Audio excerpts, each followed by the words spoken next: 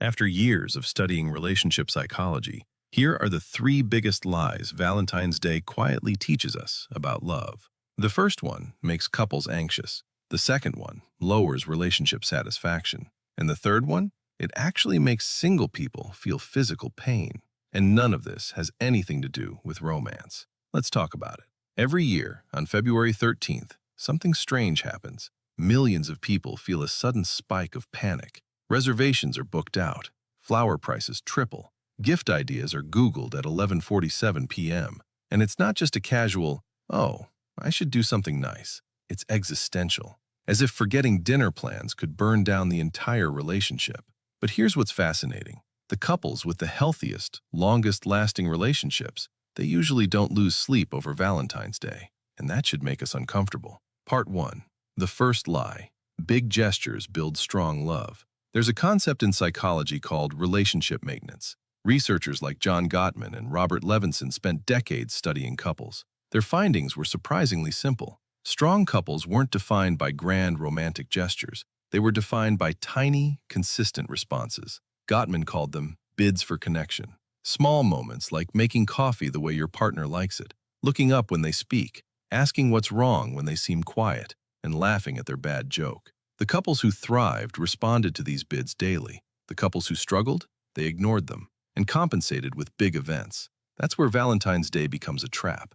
When all relationship energy is concentrated into one spectacular day, what are we quietly saying about the other 364? Love doesn't function like a fireworks show. It functions like brushing your teeth, daily maintenance. Part 2. The second lie. Pressure creates passion. There's research on something called prescribed relationship behaviors. Translation? Romance that feels obligatory. When people feel pressured to be romantic on specific dates, Valentine's Day, anniversaries, New Year's Eve, relationship satisfaction actually declines. Why? Because your brain can tell the difference between, I want to do this, and I have to do this or I look bad.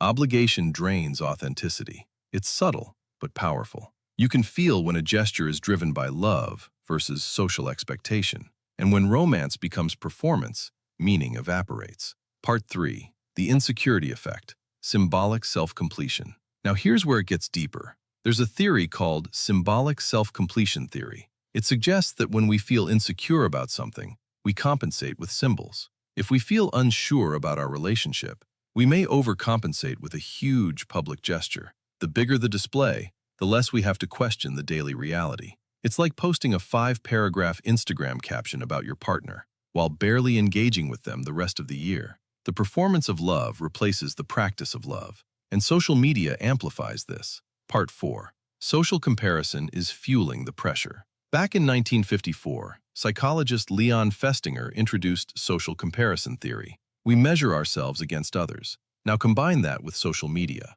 On Valentine's Day, you're no longer comparing your relationship to your expectations. You're comparing it to the surprise trips to Paris that your friend got, the candlelit rooftop surprise from your colleague, the diamond necklaces gift your neighbor got, and more. Your subconscious starts asking, is my relationship good enough?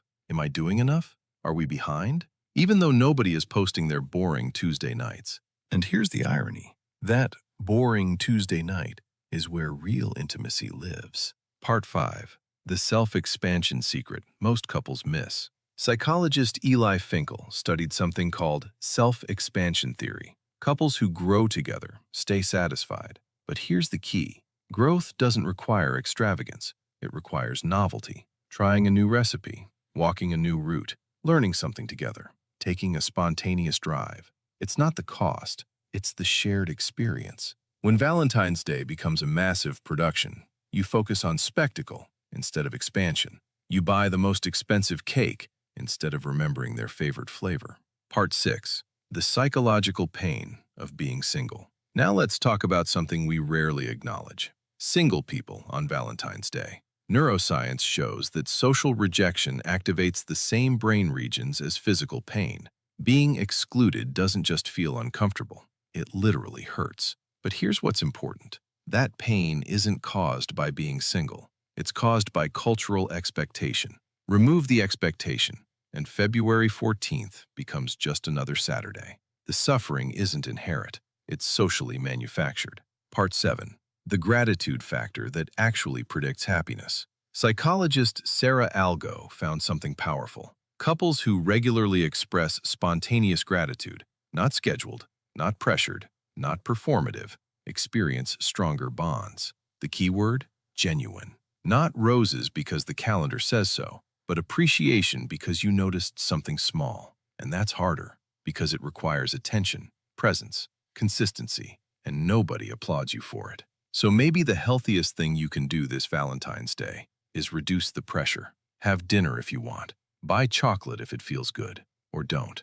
Make it optional. Because if your relationship only feels special on February 14th, it isn't special, it's scheduled. The strongest relationships don't rely on calendar validation. They rely on Tuesday afternoons, Saturday mornings, random hugs, inside jokes, shared silence. Real love is boring, and that's why it lasts. If this perspective challenged how you think about love, subscribe, because in the next video, I'm going to break down the psychology of couples who stayed deeply in love for decades, and the one behavior they absolutely refuse to tolerate. See you there.